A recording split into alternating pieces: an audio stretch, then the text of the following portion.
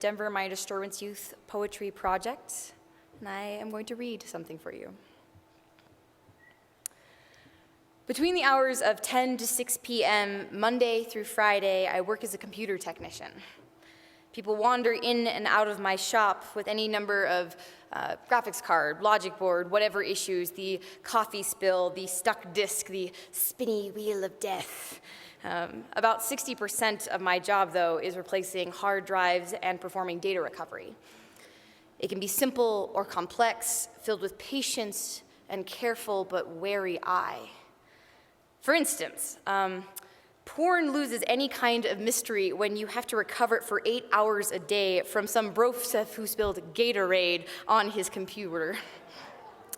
Or the 14-year-old boy who photoshopped Justin Bieber's haircut over his skull to try and make his girlfriend the perfect Valentine's Day card. Or like the first time a mother cries on your desks and asks you to save all the pictures of her lost 8-year-old son, and all the desire becomes as palatable as sulfur inside a splintered and sawed-down shack waiting to explode, that every time feels like walking into a house on fire, and I am a fireman resistant to all flames, how I can watch all of their memories burn from the comfort of my bar stool, that there are days I lose 50, 100, 1,000 moments of the only evidence someone ever existed. The first time you see a budget spreadsheet of all the bills someone can't afford to pay. The first time you see a white supremacist desktop photo. The first time you see child porn. The first time you read a suicide note. The first time you see prayers. The second time you see child porn. The first time you find a Pray the Gay Away brochure. The first time you see the video of a family's third-grade dance recital. The first time you see a caricature Matthew Shepard pistol-whipped and scarecrow tied up on a fence, that these are the people who would call you terrible names. These are the people who threw a broken bottle at the back of your neck as you and your partner walked down 17th Street, that if they could see the faggot inside of you now, you wouldn't even be able to save yourself, that these are the people that would eat dinner with my children after prying their tiny hands from my uncomfortable lifestyle, that I always managed to save the people that would never even bother to save me. How there are so many, many, many unfixable machines that walk into my shop from so many, many, many good people. A forest of pine trees waiting to erode under the infest of Rocky Mountain beetle. How there are so many fragile lives, not as easy to read, but just as easy to break if you give them enough time.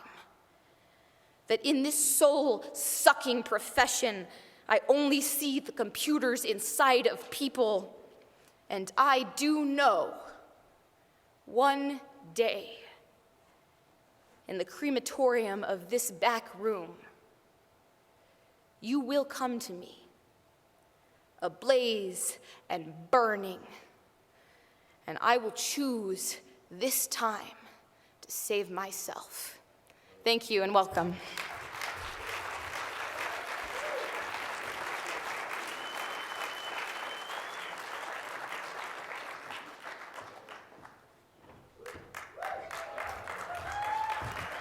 Good morning, everyone. Thank you so much, Rebecca, for getting us started today. My name is Chance Williams, and I'm a proud member of the team at Free Press, and I'm also a proud native of Denver, Colorado.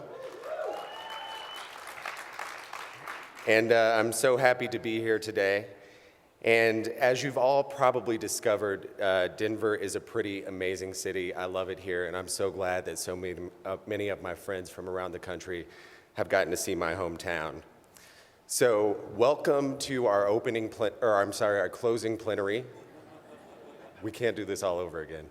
The roadmap for change, and I'm going to be your guide and emcee. So Denver is amazing, and I'm very, very lucky to be directly connected to some history that changed the media landscape here forever. And there's a story I want to tell you that makes my presence on this stage and the work that I do at Free Press feel a lot like Providence. So back in the 1940s, my grandfather, who was a business owner here in Denver, opened the Rhythm and Record Shop, and he specialized in race records, as they were called at the time. And he was also a club promoter who brought artists like Mahalia Jackson, Josephine Baker, James Brown to Denver to perform. And as a savvy business owner, he knew that his business would be more successful if more people knew about it and knew about his product. But unfortunately, that was at a time when there wasn't a radio station in Denver that played that music. There wasn't a radio station in Denver that honored those artists. And so he approached one and asked them to diversify their playlist. And as the experts in the media often get it wrong, they told him no one was interested in hearing that music. No one was interested in hearing music that we think of as iconic. No one was interested in artists that we think of as legendary. And he wasn't having that. And he kept going back and continued to pressure them. And eventually, they agreed to sell him some airtime, but this was mainly just to make him go away because they gave him the amazing time slot of midnight and charged him $1 a minute. And now keep in mind, this is not a person who had any experience in radio. This is not a broadcaster, but he surprised them by taking them up on their offer. And his radio show, Rockin' with Leroy, was born. And he also made history by becoming Denver's first African-American disc jockey. And despite being on at midnight, Leroy's show became incredibly popular. His business thrived. His broadcast attracted advertisers. But there was something else that happened. There was an energy. He would broadcast live from the Rossonian Hotel in the Five Points, and people would gather, and they would write down their requests. And that energy was really because for the first time ever, the African-American community in Denver heard their culture reflected back to them in the media. And the rest of Denver was introduced to something new, and people were enlightened, horizons were expanded, and comfort was found through his radio show. And in my mind, that's the very best of what media can do for our communities. Leroy started the show to change his fortunes and those of the artists that he represented, the community that he lived in. But the show stayed on the air for 12 years because he made a connection. He connected with the audience, and that connection changed things. And his story demonstrates that no matter what we want to see change in the world, we will eventually encounter the problem of the media. And that's why this fight is so important, and that is why every single one of us have something at stake. And there's a lesson that I take from Leroy, and that is when you're fighting for change, you never take no for an answer, you don't give up, and when you're challenged, it's up to you to step up. And importantly, when it comes to the media, if what exists isn't serving your community, you have to find a way to do it yourself, and thanks to trailblazers like him, it's a little easier for all of us to do exactly that today. So as we lay out the roadmap for change this morning, you are going to hear from some folks who don't take no for an answer, folks who never give up, and folks who step up when they're challenged, and hopefully it will inspire all of us to do the same. So I'd like to introduce our first speaker. She is an award-winning actor who you probably know from The West Wing, and also from her current series, Chasing the Hill. She is also the producer of the documentary film After Coney, and a dedicated activist who has worked to protect at-risk youth and the environment, among many other causes. Ladies and gentlemen, please welcome actor and activist Melissa Fitzgerald.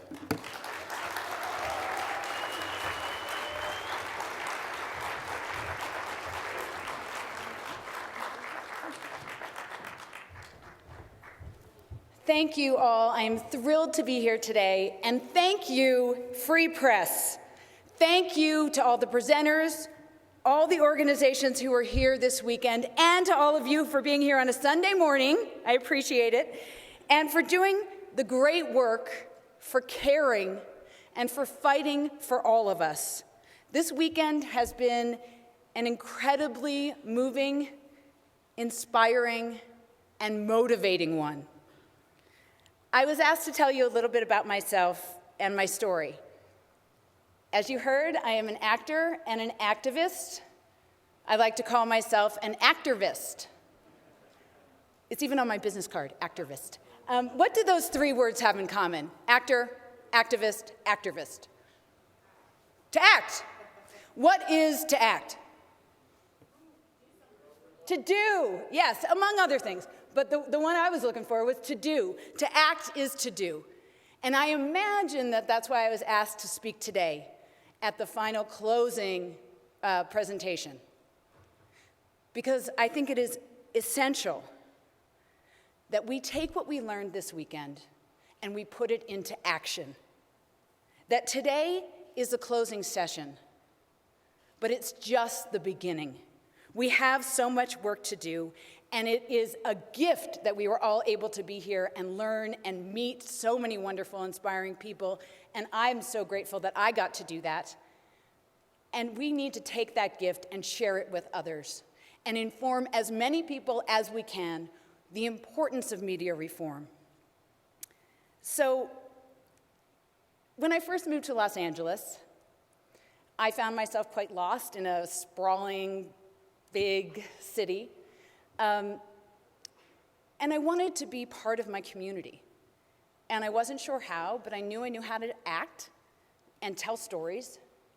And I knew that I wanted to work with at-risk, economically disadvantaged youth, many of whom were not getting any arts in their schools.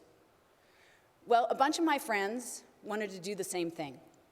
So we were a bunch of unemployed actors in LA, young, inexperienced, and unemployed. And if you know anything about Los Angeles and the film business, there's no group of people less powerful than a group of unemployed actors. So we knew we didn't have that kind of power, but what we had was a passion and a desire to do what we wanted to do and to use our time and our talents in our community. So we did. We went to youth centers and we went to a couple high schools and we put up signs and we created a program to work with teens on a mentoring theater program. And each year that we did the program, we would tackle a different societal issue, like racism, prejudice, and tolerance, drug and alcohol abuse, violence, all different kinds of things that were affecting all of our lives. This program started as just an idea, and this was in 1995, and we're still going. And the name is called Voices in Harmony, and the tagline, which I thought was appropriate, and one of the reasons I brought it up, is Voices in Harmony. Everyone has a story to tell. Listen. And a lot of people would say, isn't it wonderful you gave these youth a voice? And we always answer, we didn't give them a voice. They always had a voice. We just gave them a platform to share it. The other reason I bring this up is that we didn't have any money, we didn't have any power behind us, we didn't really have anything but our own passions. And we were able to do something and create something and make a difference in our community. And each and every one of us can do that. And we can do that around media reform. I know it does seem like a daunting task, but it's not. We can do this. I like to tell this story very briefly because we also, of course, had no marketing budget, and we had no budget whatsoever for anything. We operated out of our apartments. And I bought a secondhand fax machine, because this was way back in 1995, because we were trying to get press coverage for our big show. And basically, we just faxed all day long and called all day long to the LA Times, to all the local papers, to everyone. And everyone's like, you're never going to get any media coverage. Well, we did. Finally, after maybe 100 phone calls, and I'm not kidding, we finally got someone who needed to have a story, was on a deadline, and said, okay, I'll come to your rehearsal. Stop calling me. So they came to our rehearsal, came with a photographer, took pictures, and he was so inspired by what he saw that he got the cover story of the Metro section of the LA Times. Zero budget. From that, Headline News called us and said, hey, we'd like to do a story on you, which ran, you know how sometimes they do that on a loop over and over and over again. So our first show was basically sold out for every performance. And we were excited, not because we were sold out, but because the teens we were working with and their mentors who are actors got to share their stories with the community. And it was a wonderful opportunity for all of us. And I don't think I've ever felt more creatively represented, and I never stepped out on the stage. It was a wonderful experience. I also am very fortunate that I was on a television series for 7 years, and we got summer vacations. So I went and volunteered in different places during those summers, and one of the places that I went was Uganda, and I volunteered with International Medical Corps, working with malnourished children and their mothers in northern Uganda, where they have suffered from a rebel war for decades. I didn't know much about it before I went, and once I was there, I was stunned that I didn't know more about it, that these stories were not being shared with the public. The depth and the breadth of the problem and the suffering was unbelievable to me. And when I was leaving one of the camps, because we worked in internally displaced and refugee camps, a man came up to us and said, "Please don't let us die in this horrible place. Please tell the people in America what is happening to us here." Because he believed, as I believe, and as many of the people in Uganda believe that I met, people in America are good. When we see a wrong, we want to make it right. When we see someone suffering, we want to help. But in order for us to do that, we need to know about it. We need to hear the stories. We need the truth. And that's why I'm so grateful that Free Press is here and the other organizations are here to help share these stories and make sure that we are able to. The other reason I talk about this is that, I was committed to telling the people in America his story and others. So I had to think, what's the best way for me to do that? And I thought the best way would be for me to go back to northern Uganda, bring my Voices in Harmony team from LA, some of the actors that have been great volunteers, and do our program with teenagers in northern Uganda and make a documentary film about that program. So again, we were met with a lot of, wow, it's a war zone. You're a bunch of actors. What do you think you can do there? And I said, well, absolutely nothing if we stay home. If we go there and we do something, we got a chance at helping somebody. Plus, we'd had the experience in LA that it is pretty useful to share stories. And we went to northern Uganda. We worked with two wonderful organizations who helped us on the ground, the International Rescue Committee and International Medical Corps. We worked with 14 miraculous teenagers who showed such bravery in sharing their stories through theater, sharing their humanity through theater. And then they shared that with their community. Over 1,000 people showed up. We built a stage in their internally displaced persons camp. And we filmed the entire thing and made a documentary which is called After Coney, Staging Hope. And through the film, through the play, they were able to share their stories with their community. And through the film, we are all able to share their stories with the world. Now, some of that footage was used as part of an advocacy campaign around the Lord's Resistance Army Disarmament Northern Uganda Recovery Act. There was no money behind this, no big corporations behind it. It was mostly a bunch of young people, young American students, who cared about young people in northern Uganda. So we lobbied Congress, we went to meetings, we wrote about it, we blogged about it. We set up meetings locally in our own communities with staffers. We got them to be allies. We brought our friends. We took pictures at these meetings. We brought students. We shared these stories in school newspapers, at blogs, everywhere we could. Well, I'm happy to say that the Lord's Resistance Army Disarmament Northern Uganda Recovery Act passed unanimously with more bipartisan co-sponsors than any other piece of legislation in 2010. And I don't know if you remember 2010, but it was really hard to get anything done with bipartisan.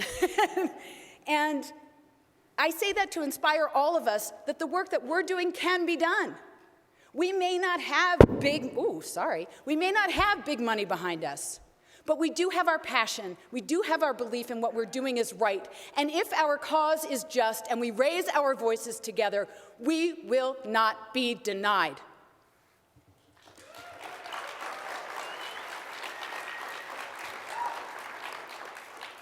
Now I just want to tell you very briefly how I came to Free Press. Because a childhood friend of mine, Carrie Cuthbert, decided to work for Free Press about 6 years ago. She sent out an email to her friends and family telling us about her new job and about Free Press.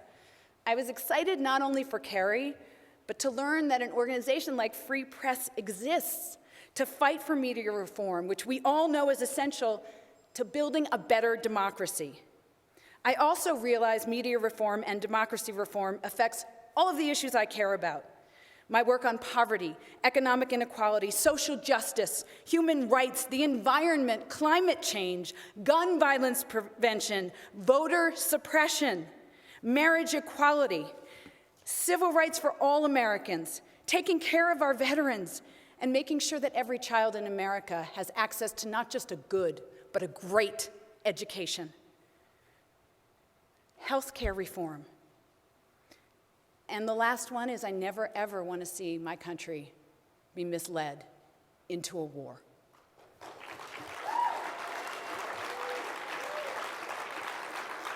We are here because reforming our media, we can have the platform to tell the truth to the American people. The full, complete, factually accurate, complicated, messy, sometimes hard to look at, powerful truth. The truth that reflects all of our voices, not just the voices of a handful of billionaires and corporations, and to make sure that that truth reaches every single one of us, and that that truth is heard loudly and clearly.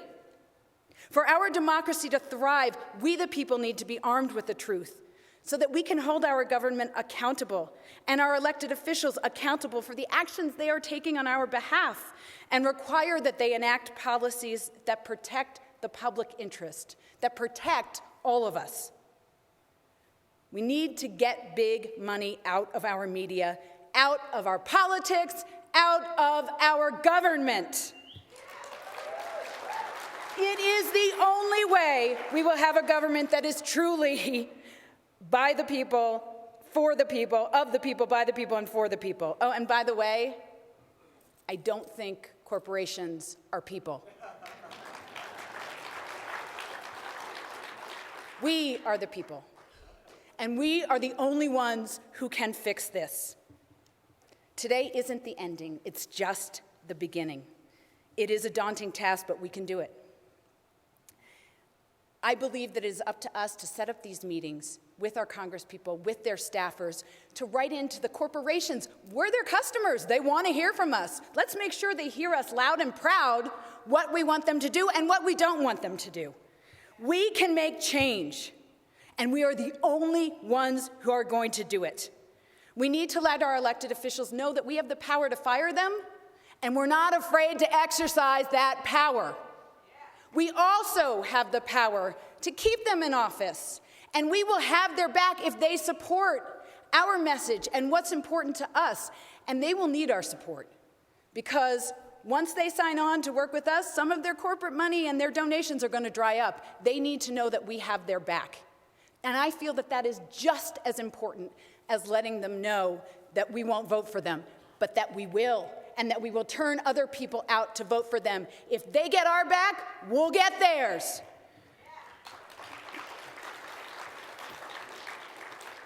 You know, there are a lot of ways to stay engaged. And I think the best one and the easiest one is to go to freepress.net. Go there, sign up, keep engaged. Let's keep this in our feet. And go visit your members of Congress. And there's a card that everyone has, I think, on your seat or under your seat, where you can sign up for district visits in your home area. Please fill it out and turn it in before you leave today. This is so essential. It works. And donate to Free Press. There are 500 lobbyists working for the big companies for every single person fighting for the public interest. We need to amplify the public voice in Congress and places like the FCC We can't outnumber them, but we can sure outwork them. So sign up. And I'm sure most of you know this, but the free press, they don't take a cent from big business or government or political parties. And that's how they stay free. Now, my youngest brother is a football coach, and he's a very inspiring guy. And before I do anything that's important to me, generally I call him or I hear his voice in my head. And he always asks me the same things. He says, "Well, Mel, is it important to you?" And I say, "Yes." "Do you believe in it?" And I say, "Yes." He goes, "Well then, get after it." So I'm going to put it to all of us. Is it important to you? Yes. Do you believe in it? Yes. Well then, get after it.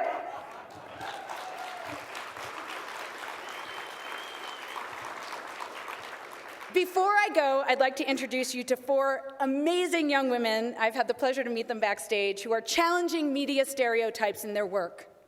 Molly Culhane is a member of the Grrls editorial board for New Moon Girls magazine and is passionate about creating more positive media for people around the world. Summer Matthews is a Real Grrls participant and has created several films. Real Grrls trains girls ages 9 to 21 in media production skills. Yingying Shang and Tai Sloby, both with Spark, a movement. They work with a team of young women who are challenging the sexualization of women and girls in the media.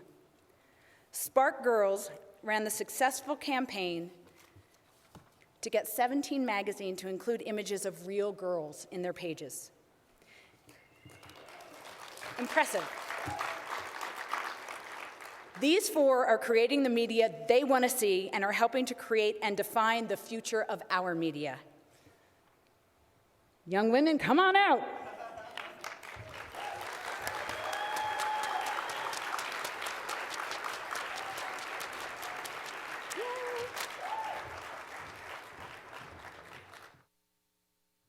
Does this work? Yeah. Thank you. So let's just get started. The first thing you'll probably notice about us is that we're a lot younger than you. So I would like the girls to go around the circle and we can introduce ourselves and say how old you are, because I think that an important part of this panel is our perspectives given our age. Hi, I'm Yingying Shang, and I'm 17. I'm Summer Matthews, and I'm 18. I'm Molly Culhane, and I'm almost 15. And I'm Tai Sloby, and I'll be 22 tomorrow. So the first question I have for you guys is, what is the media to you? Because it's probably different for a teenager than it is for somebody older, and it's an important thing to talk about. So what is the media to you? What does it mean to you, and what does it look like to you? Yeah, so I basically feel like the media is just different forms of information. There's so many different ways that it shows itself, but just any way that information or any kind of source of social norms or entertainment or advertisement that's sharing a story or showing you a belief. And I feel like media is super important to youth and young people because it's what tells you how to be a person almost. It shows you what to think and what to wear, what to look like, and who to be. And so I think media is so influential on youth and how they're going to live in this world and what they're going to create. And I think it's really important to be a youth media maker to show a diversity of what is out there, and that I'm a youth and I'm also creating that media, and I'm creating social norms, or I'm creating a new perspective.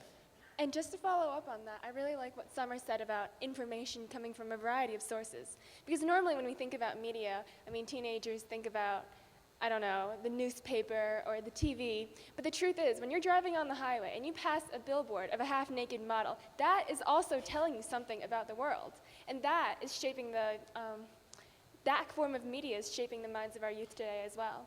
So I think that's something that Spark really works to challenge, and it's something that we should all keep in mind, even as we're talking about newspapers and TV, those little insidious things in our society that are ingrained everywhere, but we don't notice them because they're just a part of the background. So I agree with all that. Media is information, from radio stations to billboards to books. But I think an important thing to highlight is that, how 24/7 media is. So my parents, they were born like somewhere between the Bronze Age and the invention of the internet.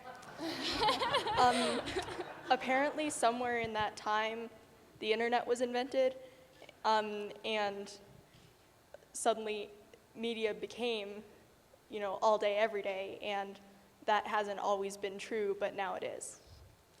To follow up on that, I think I read somewhere as part of Spark's campaign against 17 last year, there was a statistic that youth consume 10 hours and 45 minutes of media every single day, from listening to music to watching television, 10 hours and 45 minutes out of a 24-hour day, and 10 hours of that is sleeping. So, I mean, it's a pretty big deal. 10 hours sleeping. Yeah, I think it's a huge way of communication, of sharing your story, of hearing other people's story. I think media is one of the main ways of communication that we use today, especially as youth. Where would you say that you guys get your media from? Like, where is the most media being spewed at you from? Everywhere. Facebook, bookstores, it is seriously everywhere. Yeah, I would agree. It's like basically everywhere I go, there's some sort of media informing me what to do, what to buy, what to look like. So there's definitely Facebook, they alter the ads to what you are interested in, and so that's something that I've noticed and am afraid of. Yeah. Okay, just to follow up on some of the things that you guys already mentioned, what would you say is wrong with the media? What are the biggest problems to you? Let's start with Molly. Okay, so I think that, there are a lot of problems with the media, but sometime in the past couple of decades, the fairness doctrine went away, and the lines between different types of media, entertainment, news, opinion, have become kind of blurred. So, for example, at this point, Bill O'Reilly can present himself as news, but then if he says something totally ridiculous and gets called out on it, he can say, oh, well, I'm just entertainment. Not that big a deal. He can also write children's books. So I think that's a big problem, and with that, the standards for media have been lowered. So for the reasonable observer, and the reasonable consumer of media, it's kind of hard to tell what the difference between fact and opinion is, and the truth has become malleable, which is a huge problem. Also, the media has become very commercialized and very consolidated, so fewer and fewer people and corporations are controlling larger and larger proportions of the media. So there's less of that, it's not being checked as much, and it's not playing that role as the fourth estate that helps with a really educated democracy. So that's a big problem. Also, so Nancy Groover, the founder of New Moon Grrls, likes to say that there's kind of this junk food media, which, it's fun, it's easy, it's cheap, it's convenient, but if that's all you're getting, then you're going to be seriously undernourished. So maybe Chris Hedges has it right when he says that TV news died on February 25th, 2003, when Phil Donahue was taken off the air for dissenting the Iraq War. In 2003, I was 5 years old. All I've seen and all my generation has seen is junk food media, and that's a problem. So.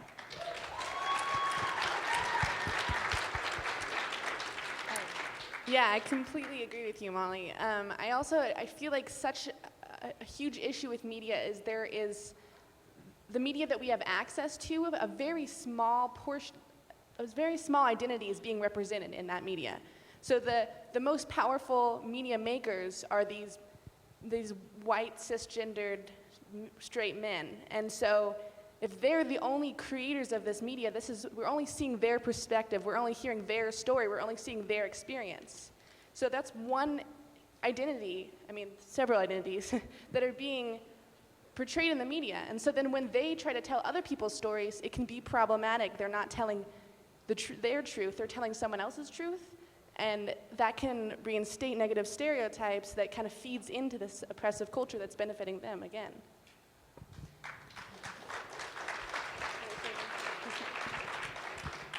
So I agree with everything that's been said as before, but the biggest problem that I want to focus on today is what Spark does, and that is the sexualization of girls and women in the media. We have a hugely appearance-based media. I mean, even during the presidential election, it's like Obama comes out and he has wrinkles under his eyes and everyone scrutinizes him rather than listens to what he says. But the bigger problem is, I don't know how many of you saw the film Misrepresentation, but the way that women and girls are sexualized in the media today really prevents them from reaching their full potential. There's a great quote from that movie that says, "You can't be what you can't see." And as a teenage girl, when I look around on television, and when I watch America's Next Top Model, or any kind of reality television, what I'm seeing is not a woman intellectual that I want to be. What I'm seeing is like a skinny blonde bimbo that they're expecting me to conform to. And there's nothing wrong with being blonde. I'm just saying that there's only almost one form of adulthood that women are expected to kind of conform to. And when you can't conform to that, you're basically rendered worthless. And that's because women and girls are sexualized to the extent that we're not people anymore, we're objects. And that's what Spark is really trying to combat.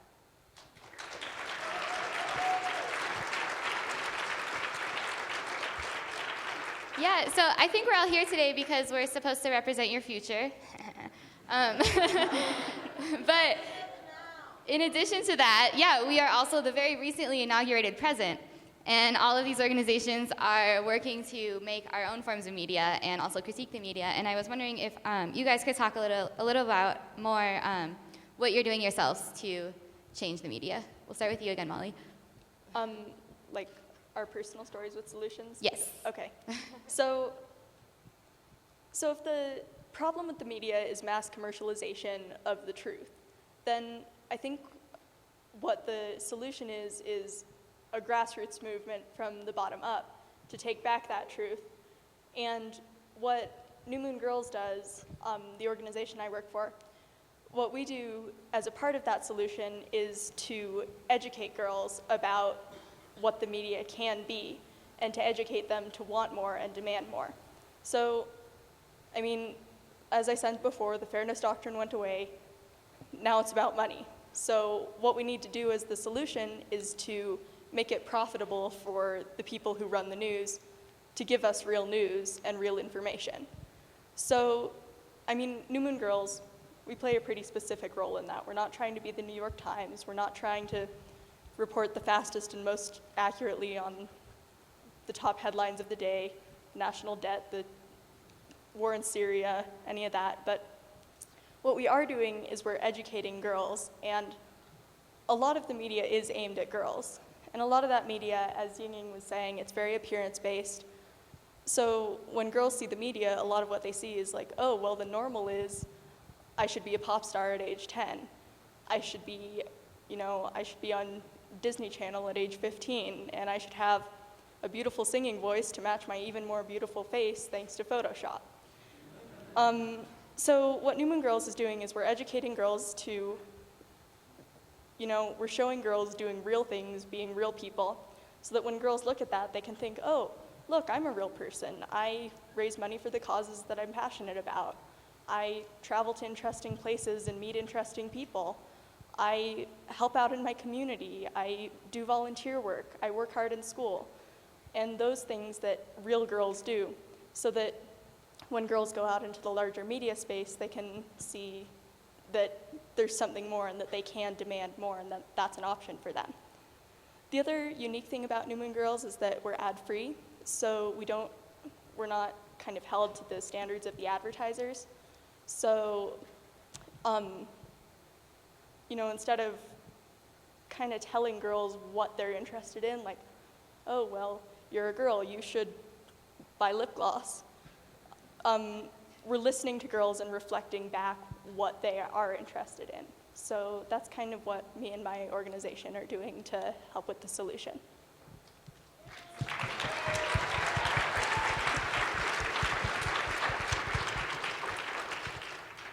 Yeah, at Real Grrls, they're working really hard towards the solution as well.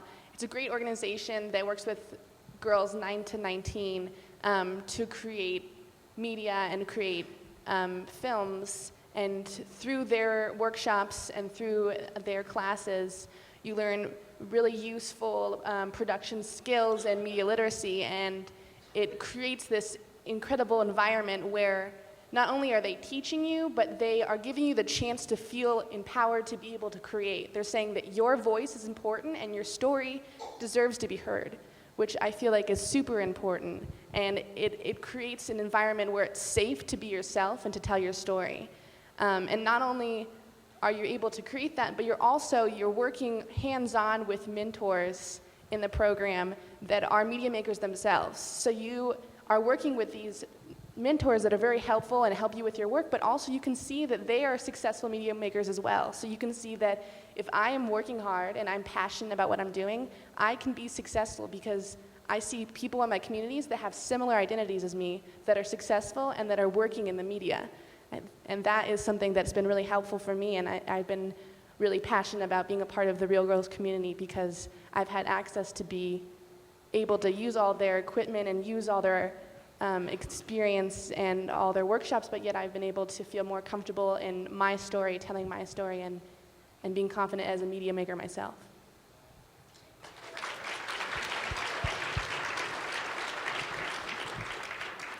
So I really love these stories about alternative media, but I guess how Spark is a little bit different is that we also have a huge focus on critiquing mainstream media. As you saw from our 17 petition, which 17 did agree to stop photoshopping the images of their models, which was amazing.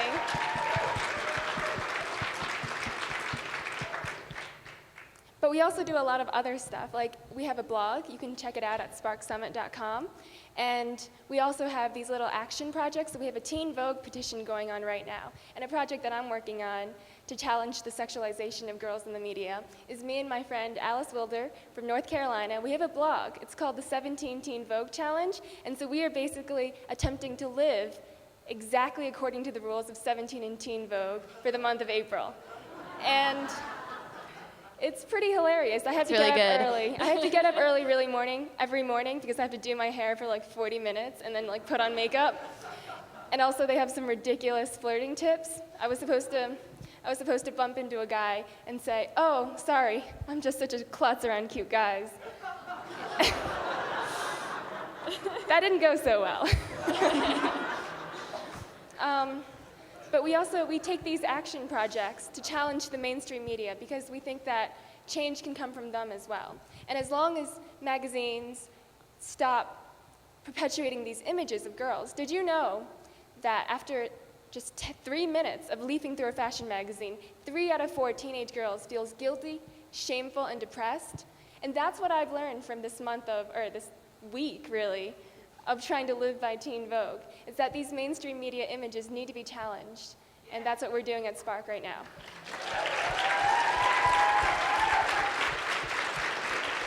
Just to add to that, we've also been really creative.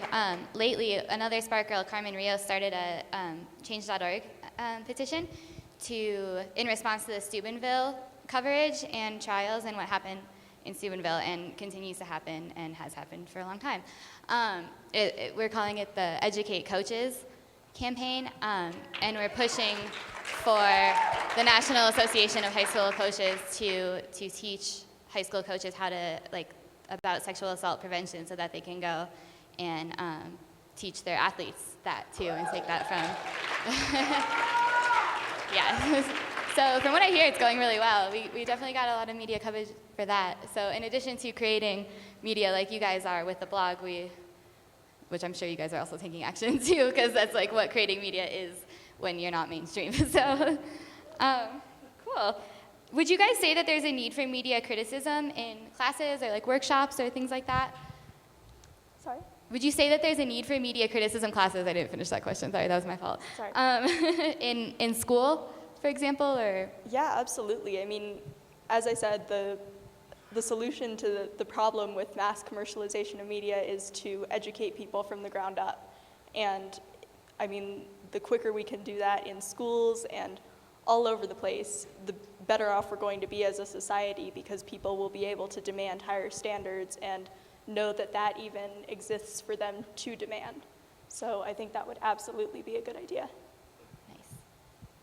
Yeah, I feel like we absorb so much media, and there's so many subliminal messages that we see in like television and commercials that we're just supposed to kind of absorb and not critique or analyze, I guess. And so I think it's super important to talk about the messages that we're seeing, especially since they're super mostly negative about a lot of different identities and cultures. And so I think it's very important, and it's beneficial in healing, actually, to look at what images and what media we're like ingesting and see what kind of messages we're receiving, and maybe that we don't want to receive those anymore. And so it's important to know what we want before we can change.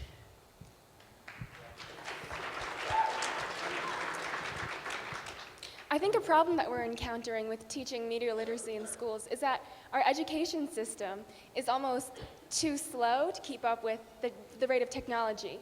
Like Molly said before, in just our parents' age, media wasn't as pervasive as it is now, and our education system isn't responding as rapidly as we would like it to, and that we need it to. And so I think a first step would be to teach media literacy in health classes, because it's such an integral part of health to be able to understand the images that you're seeing around you. Nice. No, I'm really glad that you said that, because that brings me to my next question, an embarrassing story. The other day, I was getting dinner with Ying Yang, and we were talking about asking dates to prom, and she said that she had asked her date over Facebook chat, and I was like, oh, crazy, like that's what I did in high school too, only it was over AOL Instant Messenger. She's like, wow, that was so long ago. And I realized that at the ripe age of almost 22, I'm already becoming irrelevant. And that things are changing so quickly, even from 4 years ago. So my next question for you guys is, what do you think that, quote, grown-ups have to learn from working with young people?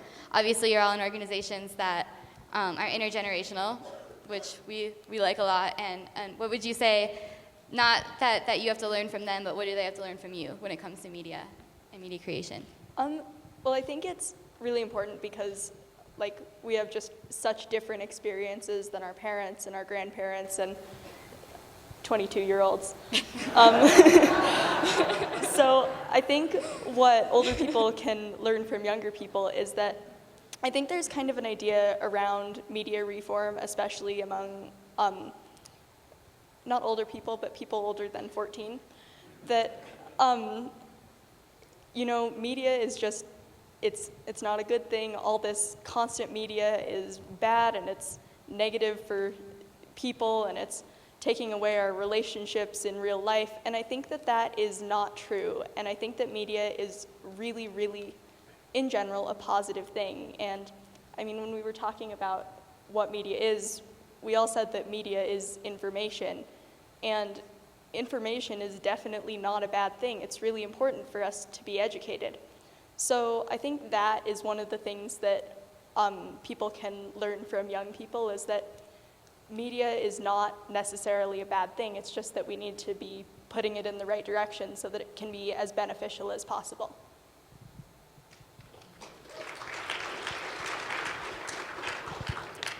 Yeah, I feel like you were saying earlier that youth and young girls are one of the main consumers of media. There's so much advertising that's geared towards them, and they're so much a part of the media world and social networking and creating media. They're in that world. So I think it's really important to understand that youth have a good understanding of media, and they have an understanding of the social networking world. And I think that often adults don't really respect the voice of youth, or don't feel like it's legitimate because they haven't grown up to learn what adults know. And so I think it's just important to be collaborating with youth, and just to know that they have a story and a perspective that is new, because media has kind of taken over. And so I think that they have a very important voice that should be heard and should be collaborated with.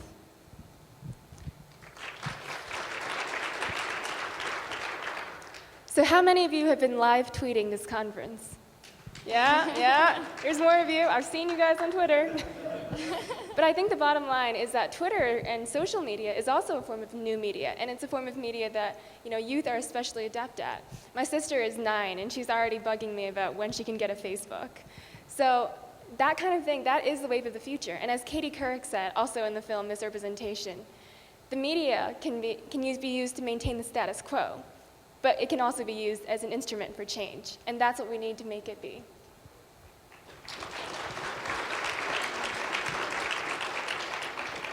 What do you guys hope that the media is going to look like in 10 years? So when you're like my age. We'll start with you, Molly. I think in 10 years, my hope, is it what we hope the media will look like or what we think? What you hope, or what you think, because that's Okay. also interesting. I guess it Different question. ought to be the same thing. But I think the media will be, and I hope that it will be, it will represent a more diverse viewpoint with, as Summer was saying, with just a lot more people and a lot more perspectives. I think, and I hope it, I'm sorry, I keep mixing those two up. My hope is that in 10 years, the media will be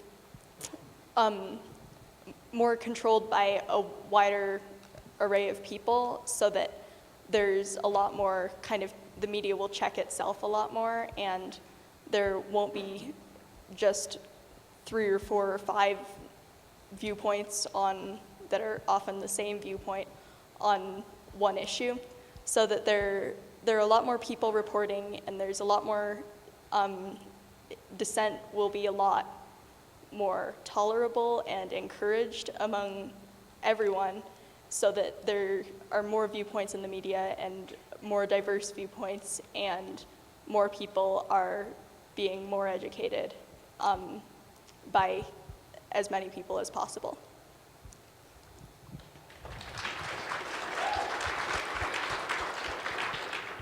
I completely agree. I think it's so important to have a larger range of identities that are creating media, so then that we can have more sources that are different stories, and we don't have to just have the one or few media sources that we have access to just be the media.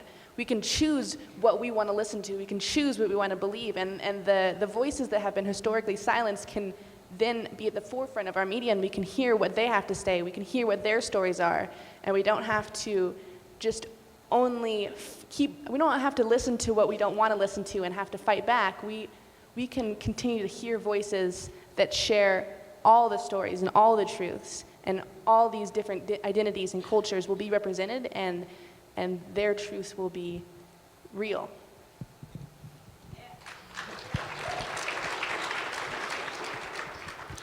So I was recently on an episode of Nick News with Linda Ellerbee on Nickelodeon. We were talking about the future of feminism. And to be honest, I was really surprised that I got to be on Nickelodeon, because when I was a kid, Nickelodeon didn't cover subjects like feminism or like women's rights. It just wasn't done. But I think it's so important that media going forward in the next 10 years covers these conversations and has these conversations about issues that can be controversial. And I think that what was best about Nickelodeon was that it wasn't polarized. It brought on both like feminists like me, but also people who thought that feminism had gone too far because we were too equal. But it was focused on the family. But it really did a great job of just having that conversation with kids that we wouldn't normally think of having. And so I think media going forward really needs to cover these issues and present a fair viewpoint.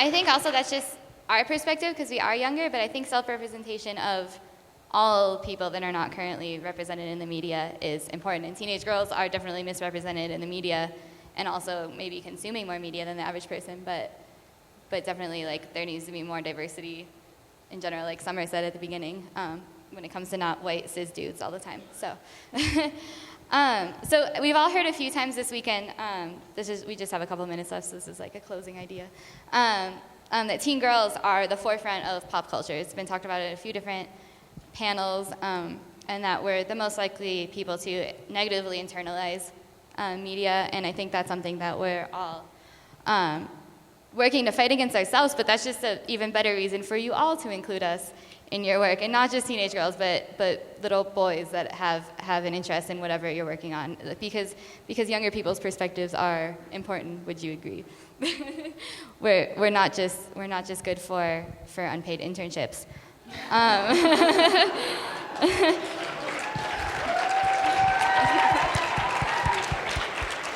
So on that note, we would like to thank the grown-ups that have both started our organizations, all of our respective organizations.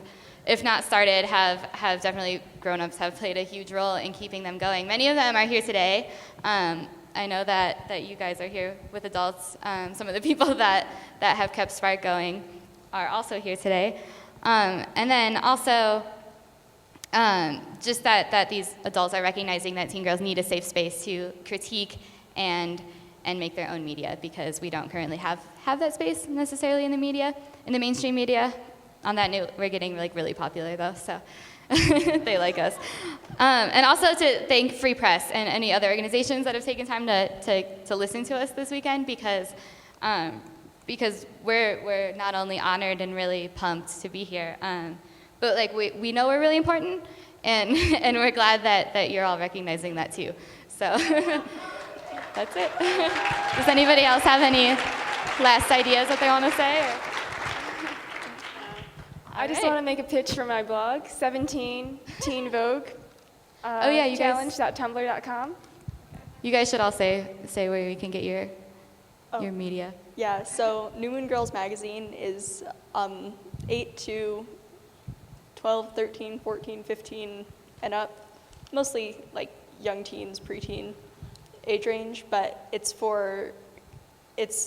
a more feminist magazine. It's for girls and their dreams is that's our little motto thing. And it's just a magazine for girls to really express themselves and show how important they are in our world, not just for what they are, but for what they're doing and the impact they're making on the world. Yeah, I just want to give a plug out to Real Grrls. They do incredible work, but also they make, you can pay them to make promotional videos or PSAs for your nonprofit organizations or just other organizations, and you can pay them a lot less than other production company, but you get high quality, really incredible work. So realgrrls.org, check it out, it's a great place. All right, thank you guys so much.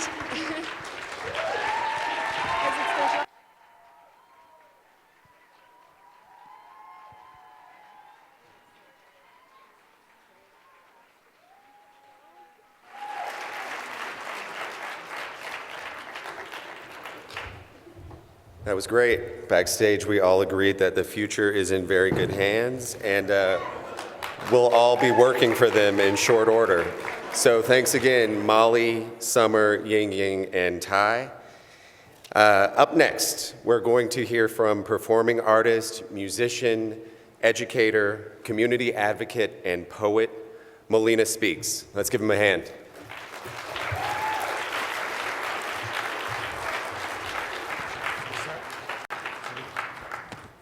Got a special delivery for one lucky person in the crowd. There we go. So those young people were great, right? Those young ladies were great. They kind of made us all feel like dinosaurs, including myself, but it's great to have some young people in the crowd. They are truly the future.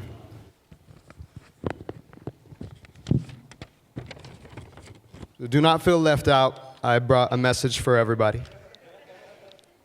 This is a message to the future from the past, in memory of the late, great Gil Scott-Heron. The revolution will not be televised. The revolution will not be texted, Facebooked, or tweeted. You will not be able to stay home, sister. You will not be able to plug in, log in, or cop out. You will not be able to lose yourself on swag and bullshit. Skip out to state-approved dispensaries during commercial breaks because the revolution will not be televised. The revolution will not be televised. The revolution will not be brought to you by Red Bull, sponsored half or not, jumping from space, breaking sound barriers to wow the cognitarians. The revolution will not be Instagrammed no filter. There'll be no pictures of you and Barack Hussein Obama painting the White House black, while Donald Trump searches for Barack's birth certificate and a new toupee. There'll be no video of pigs shooting down Oscar Grant on instant replay. No audio of pigs shooting down Trayvon Martin on instant replay. There'll be no pictures of immigrants indigenous to the continent resisting deportation. There'll be no video of women protesting the misogyny of corporate rap. The theme song will not be written by Kanye, Jay-Z, Pitbull, Lil Wayne, 2 Chainz, or Eminem, nor your favorite so-called revolutionary rapper that you consider real. The revolution will not have 30 million views on YouTube, will not be delayed 30 seconds for user monetized revenue share.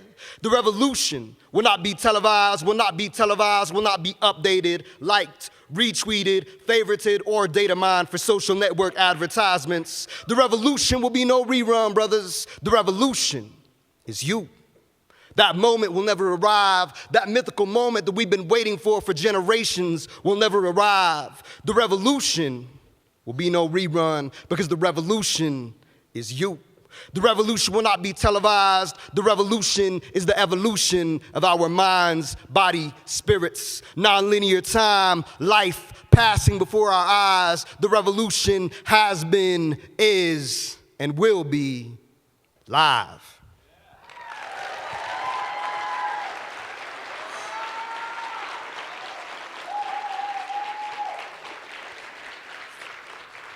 So in this day and age, we are the media, right? We have Facebook, we have Twitter, we have YouTube, we're on Instagram, we're on all these different forms of communication, and we reach hundreds and thousands and even hundreds of thousands and millions of people, right? These young women here as teenagers, they are journalists. Every time they get on the computer that they carry in their pocket and post to Facebook, they are publishing information.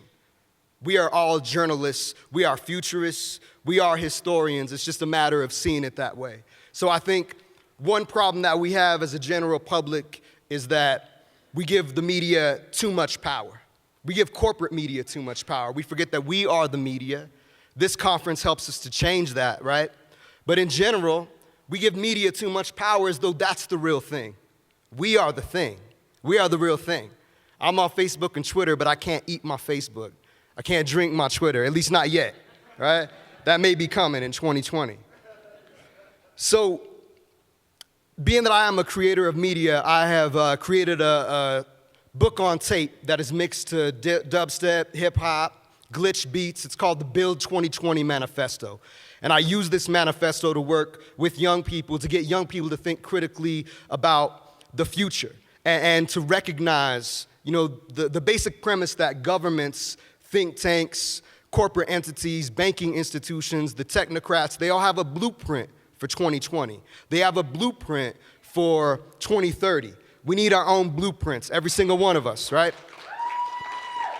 We need our own manifestos for the future. Every youth organization, every community organization, city by city, state by state, block by block, we need our own manifestos.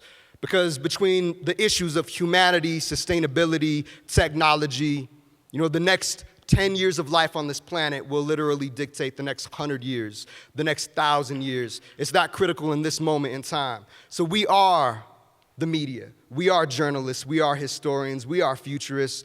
The power is ours. And I'm gonna close like this.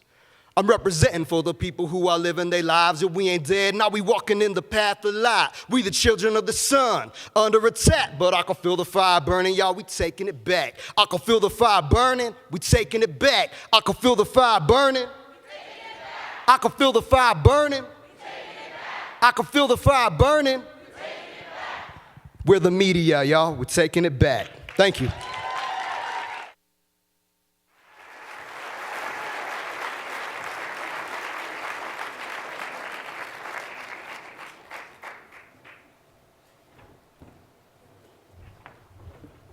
All right, assembling before you some of my favorite people and also leaders and visionaries in the movement for media reform and media justice.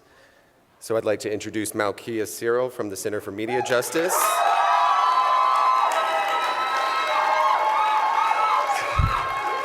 Sascha Meinrath from the New America Foundation's Open Technology Institute,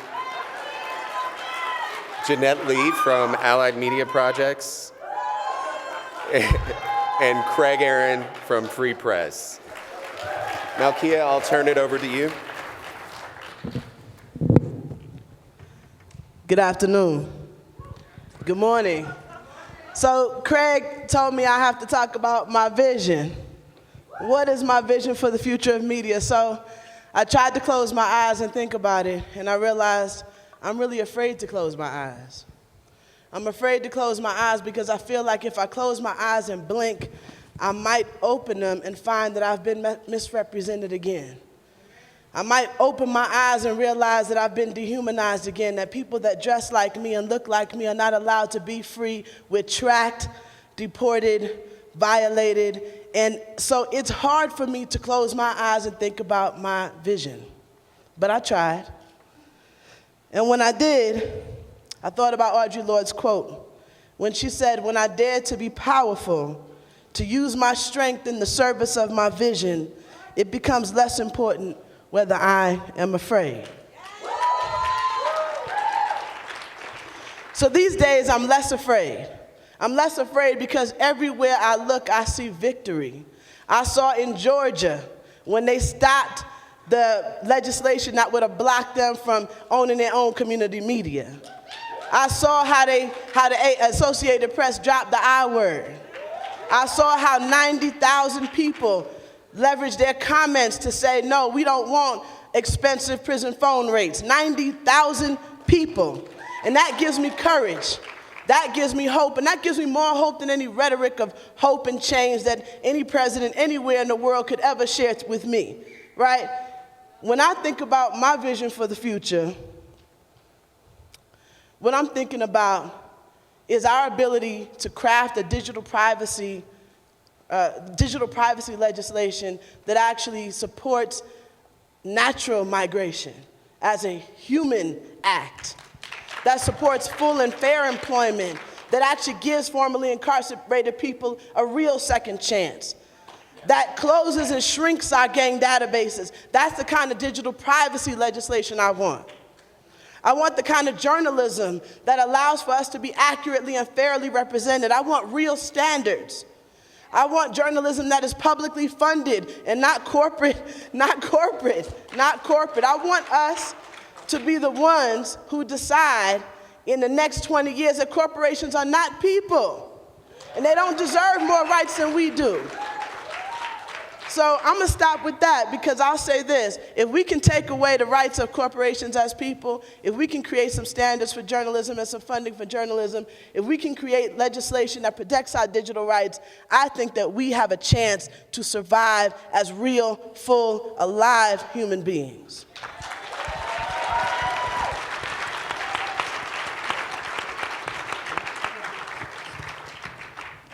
So when I think about the future of media as a technologist, I think about communications and connectivity.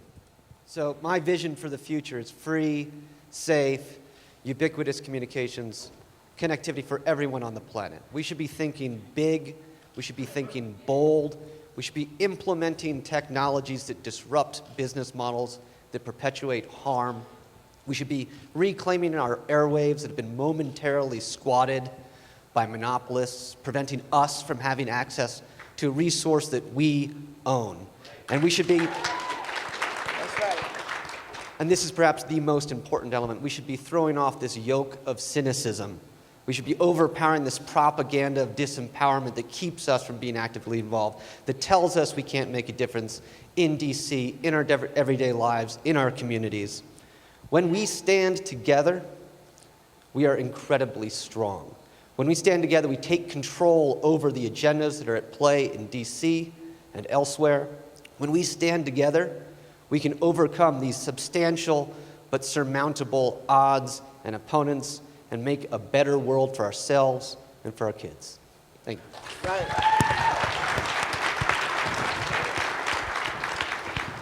When I think about the future of media, I think about an ecosystem of all the incredible projects and work that we've seen this weekend, and that ecosystem growing together more powerful over the years. The reason I like the metaphor of an ecosystem is because ecosystems thrive on complexity and interdependence and mutual transformation. And within ecosystems, there is an intimate relationship between small-scale changes and system transformations. So, to look into the past a little bit, briefly, 10 years ago, my participation at the NCMR looked a little bit different. I was actually part of organizing a counter-conference called the Become the Media Conference in Madison, Wisconsin, at the same time as the NCMR was happening. So at that moment, 10 years ago, there was a palpable conflict between the then sort of factions of media reform work, media justice work, and independent media, the indie media movement. And so when I think about the fact that the four of us are on the stage together doing this closing plenary for the NCMR, I think it's significant and noteworthy. And I think that it's evidence of a process of mutual transformation that's been happening over these past 10 years. And I think that that's a different process than, say, a united front. So within our ecosystem that we need for this media movement or this confluence of movements is that level of being able to remain in relationship with one another while honoring the complexity of our differences. So when I look at the breadth of all the work that has happened, been represented at this conference this weekend, from the culture-shifting storytelling work of Young Women United in Albuquerque, to the prison phone justice campaign, to Susan Crawford's comments about the demands on the White House for the role of the FCC, I see that our movements are more powerful for this complexity than they would be if any one of those three sort of factions I mentioned 10 years ago had been subsumed beneath any of the others. And so my vision, in my vision for this ecosystem unfolding, it's that we continue to cultivate it more intentionally, that we see the media making of queer youth to resist violence in their communities here in Denver as equally valuable as an FCC appointment.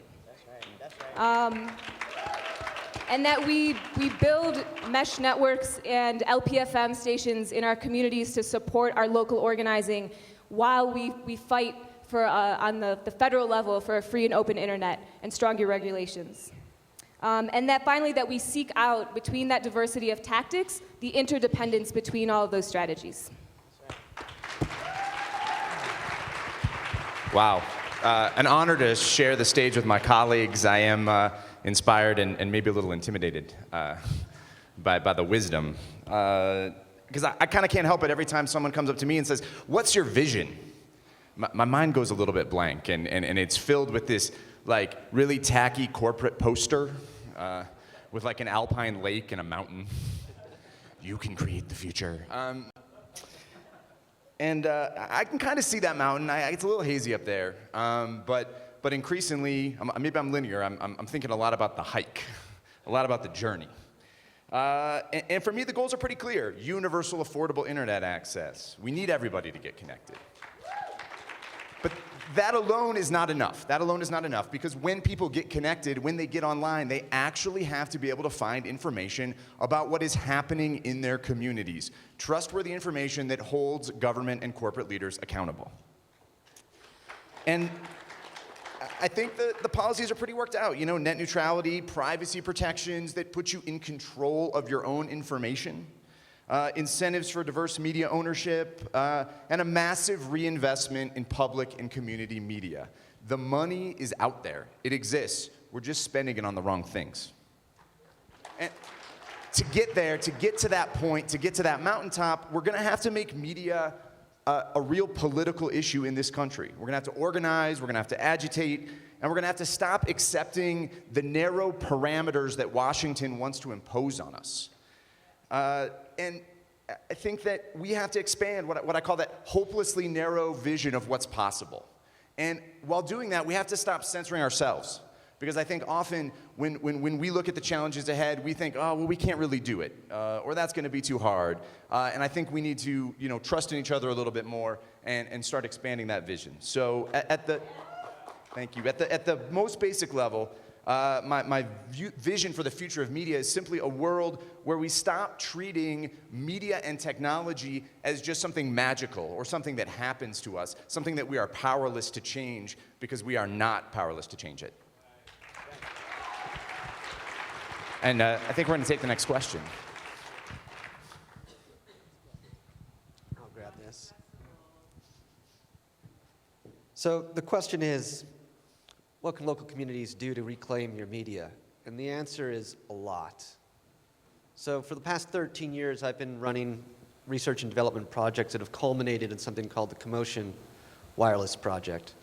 Commotion is a mechanism whereby you can build your own 21st century telecommunications infrastructure. You build it out of the devices that are in our pockets and in our backpacks. You build it out of the hardware that you can buy at your favorite big box store. You build it because when you create community-wide networks of communications, you liberate yourself from a business model predicated on maximizing billable moments, and you create a system that maximizes the utility to you and other participants in that network. So what Commotion is it's almost an Uber medium. It's a radio station, it's a streaming television station, it's internet connectivity, it's all of these different media rolled into one. Because you build it, because you control it, because you manage it, it's yours to decide what that future looks like. So we work with people in Philadelphia, like Media Mobilizing Projects. We work with people in Detroit, like Jenny and the Allied Media Projects and the Detroit Digital Justice Coalition there. Work with folks in New York, the Red Hook Initiative, bringing connectivity after Hurricane Sandy to people that had no connectivity without these technologies. If you've seen some of the Hack Lab wireless networks here, if you've logged in at the web portal, you're using Commotion now. And what it does is it disrupts a dominant business model that doesn't meet our needs. Right? What it does is it empowers communities to take control over their digital destinies. What it does is it creates a new series of resources that all of us can use and that haven't existed ever in the history of humanity.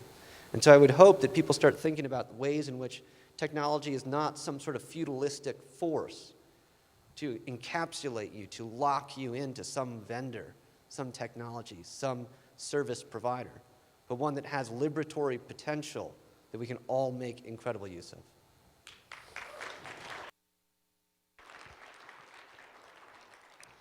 I think this question of what can local communities do to reclaim the media will look different in the specific context of their, your own community. At the same time, there's lessons that will be learned in each of those contexts that can be broadly applied. So in Detroit, where I'm from, one of the things we've learned is that it's not enough to just tell another story. We actually need to be making another story. For a really long time, the main story people knew about Detroit was that it was a place of abandonment, of poverty, of violence, of racial segregation. And increasingly, the story people know about Detroit includes that it's a destination for the creative class, and also that it's a test bed for some of the most anti-democratic legislation that we've seen in this country.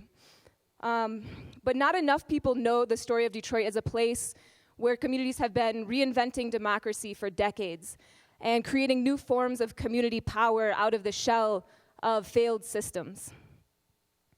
And in this context, I think the first step to reclaiming our media is reclaiming our internal media systems, really questioning the messages and the stories about who we are and what we're capable of. Because from there, we can begin to build new kinds of relationships. And these are the kinds of relationships that we're going to need if we're going to make another story. So when we make media as a community, when we investigate the roots of problems and generate holistic solutions, when we build mesh networks and LPFM stations, we're making a different story. Because in the process of doing those things, we grow our capacities to deeply listen, to trust, to question, and to build shared visions. And our ability to do those things in the long term has the potential to reconfigure our relationships, not only with ourselves and with each other, but with the structures of power that currently shape our reality.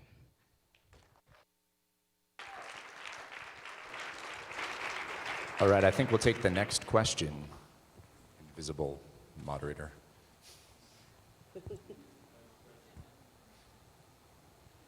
So what will it take to build a winning movement for a better media? First of all, the first thing that it's going to take is that we listen. That we listen very, very, very carefully to the early warning system that people of color are in this country. Listen very carefully. Listen carefully to the millions of people being deported. Listen very carefully to the hundreds of thousands and millions of people incarcerated. Listen very carefully to the hundreds of thousands of people being thrown out of employment. Listen very well and carefully, because they will tell you about your future. The second step is listen to each other. I'm honored to be on stage with these people. These are brilliant, brilliant people. These are people who teach me every single day, and I'm honored to be in the field with brilliant people every single day all over this country. We have to listen to each other. The interpersonal conflict, the lack of trust, the feelings of betrayal, the feelings of scarcity, all of these things are challenges and barriers put in the way of collaboration. We can overcome them, and we must, because we're better together. We can't do it alone. None of us can win this by ourselves. The corporations have thousands of lobbyists. All we have are you right here in this room, and the people outside that look just like you. That's who we have. So we have to listen, and we have to work it out. The third thing we have to do, and I want you to help me out, I want you to say, beloved community. I don't feel beloved right now. Let's try it again. Beloved community. That's what we're building when we build networks. It's not just about, as Jenny said, being a united front. It's about really being able to figure out where we are aligned and how we move that power together. Our networks are about beloved communities. Martin Luther King talked about the beloved community from the perspective of spirituality. I'm talking about the beloved community from the perspective of both spirit, mind, body, heart. Let's bring our beloved community into the future. We need it. It is actually a strategy.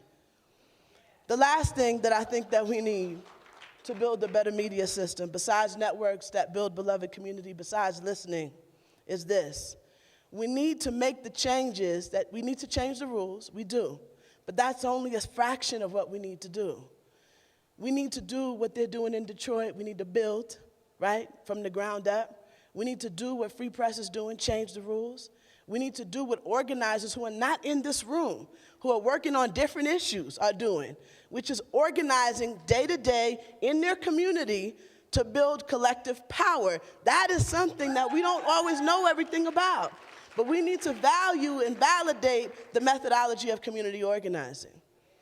Because without community organizing, none of us win. So I'm gonna close with this. If we build beloved community, if we listen, if we value community organizing, there we go, I don't know, I didn't plan that part, you know. And if we build our networks, I guarantee you, the next time we face a fight, we won't only be reactionary, we won't only be reactive, we'll be affirmative, and we will win.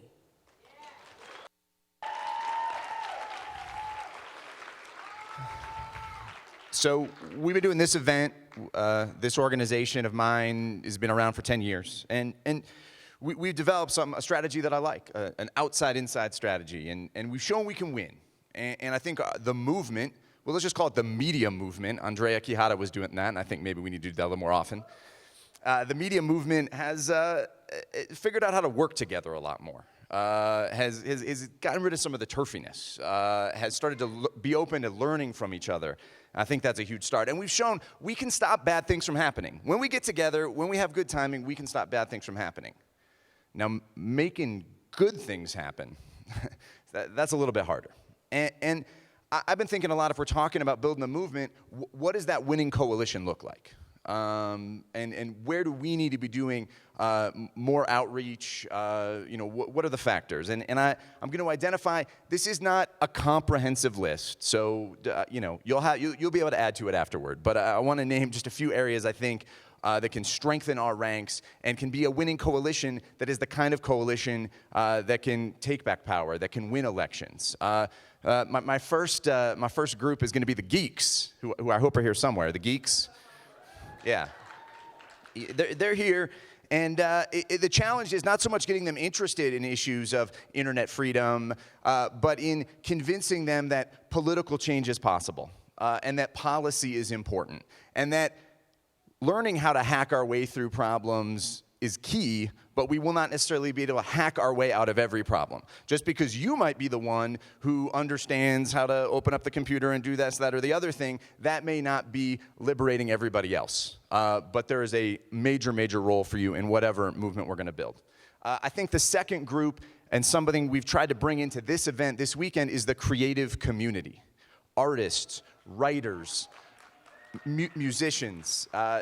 We need our cultural leaders to be part of this media movement, because cultural change is going to precede political change. It's going to tell people what's going on long before anybody who, like I normally do, wearing a suit in Washington, D.C., ever gets to talk to them. So we have to be working together. And the third group is not going to be a surprise to anybody here, but it is communities of color. And it is in talking about, in building this movement and in running our organizations, making racial equity a priority. And that's something that, that's not Malkia's job, okay? That's any of us who are leaders in this movement, who are blessed with the ability to bring people into this movement, to pay them, to bring them jobs. We have to make that a top priority and bring the issues of racial equity and racial justice to the forefront of these conversations and this movement. And I think if we do that, we got a whole lot better chance that we're going to win.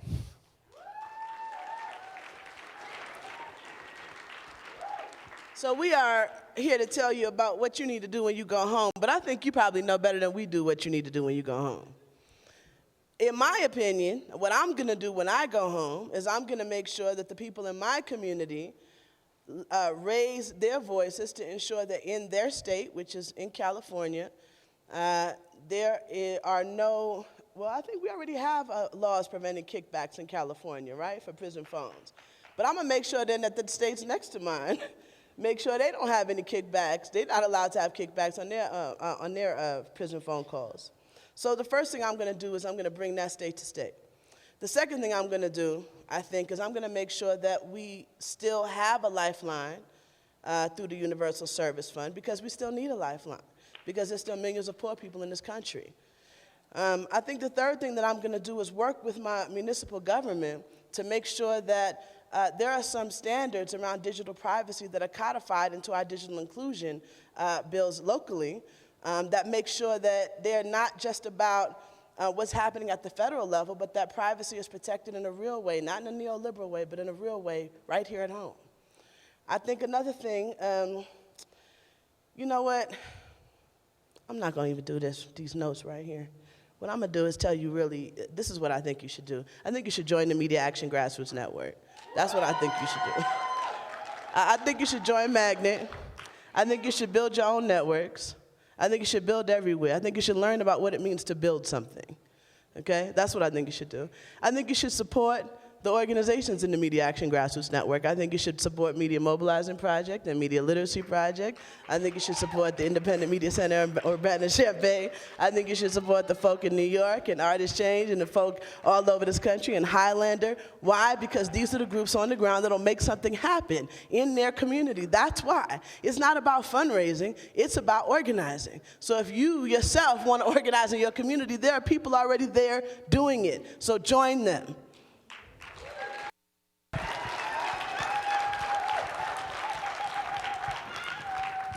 So I'm going to talk very briefly about the banalities of power in D.C. And you know, what we're taught, what we think about when we watch the West Wings of the world and what have you, is that, you know, you got a bunch of people, they go to these elite schools, they learn all this stuff, they become unbelievable experts in their fields, they go to D.C., they represent, they struggle with all of this data and information, and they try to figure out the best solution, right? Wrong. That is absolutely not what happens. Each and every single one of you can become a national expert in just about any topic you want in a matter of months. The expertise that's in this room so dwarfs that of Capitol Hill on the issues that we care about, it would stun a musk ox. It is absolutely the case that between now and the next Media Reform Conference, you can become the go-to expert on the issue that you care nearest and dearest about. And so I implore upon you to take your hobbies and your interests and turn them into something where I can call upon you as the go-to person, that we can amplify your voice and your expertise in places where we're playing with live ammo, and the results of what we do there will reverberate for generations to come. And I will end by simply saying, right now, the next FCC chairman is being chosen by the Obama administration. This person will decide the trajectory of communications in this country and worldwide for generations to come. And if we're not involved in that debate, if we're not active in pushing forward our own progressive agenda, what we're going to get is an industry shill, and all of our work will be 10 times more difficult. So you can go and get involved in that right now. I know Free Press has a call out on this. There's a lot of groups that are involved in this battle. You can do that today, and tomorrow you can come to DC and school Congress on what it really means to be part of a media reform movement and create progressive change.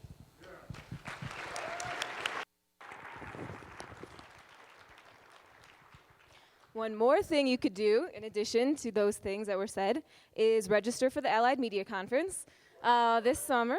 And I think, though, in addition to that, one thing that everyone could do is commit to building upon at least one relationship that they've forged over the course of this weekend. Because I know that as dazzling as many of the plenaries have been, I don't think it's the information that we've consumed this over the past few days alone that's going to be what empowers us to shape the future. It's going to be the relationships that we've built through conversation, on the dance floor, over the karaoke mic, however you've done it, that really make that difference. And I know this not only from the past 10 years of experiencing this conference, but also the past 15 years of the Allied Media Conference. I know that these spaces where we convene, whether it's the AMC, NCMR, Alliance for Community Media, Facing Race, any number of other conferences where people convene, that they can do more than just mobilize us as individuals to take specific actions. That at their best, these spaces can be the soil from which this incredible transformative media ecosystem grows.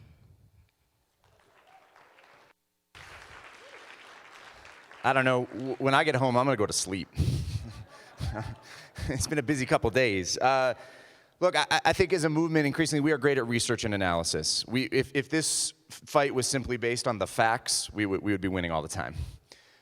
We are increasingly great at grassroots organizing. Malkia just described all the great groups out across the country that are doing real work in their communities. I think one area we can continue to improve and get better in is in our approach to politics. And in making sure that our political leaders are aware of events like this, are aware of the work that you're doing in your community. So there's going to be another plug for those postcards on your chair. Love you to fill those out, drop them off in the back. We're going to be doing in-district meetings all summer.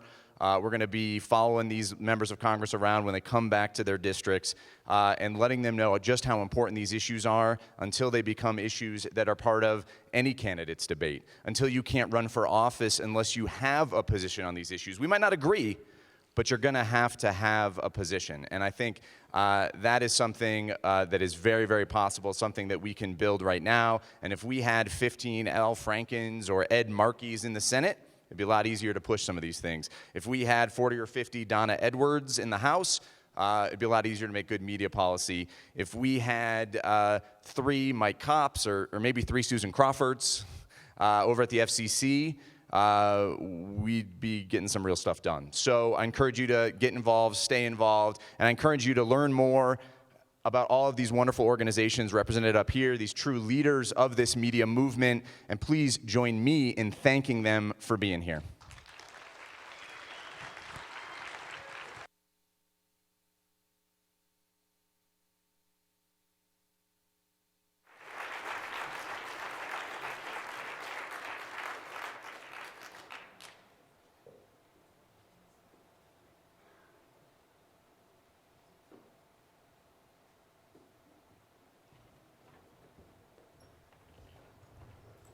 All right.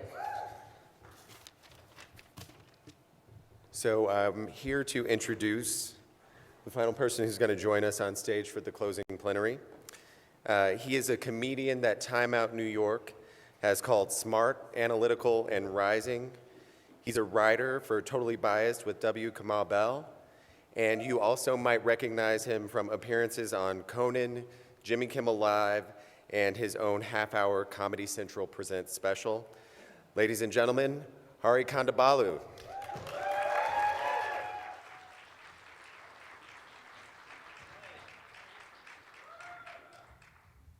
Keep it going till I'm ready. Don't leave me hanging here. Thanks. It's been an incredible, I just arrived today, so everything I've